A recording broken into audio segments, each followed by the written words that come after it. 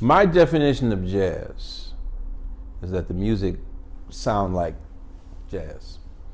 So if you listen to a record, it's very similar to classical music.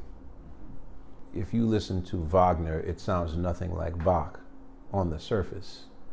But if you really listen to Bach, you can hear the Bach in Wagner. And that's how I think any kind of music that's considered an art music should be like that. Like, you should be able to hear the influences of the people who came before you in the music. Jazz did not invent improvisation, so it is one of those myths that needs to go away. French Baroque music in the 17th century was improvised music. All the piano player with the harpsichord had was a melody in the top line and a bass line on the bottom, basso continuo, and everything in between was improvised. And the people who were the better improvisers got the most work.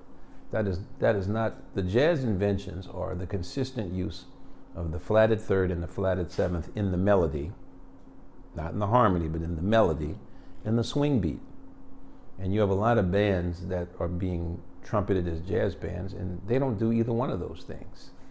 So in my mind, no, it's not jazz. But at the end of the day, considering what jazz is and how unpopular it is, I'm confused why all these people want to fight to say that that's what they do.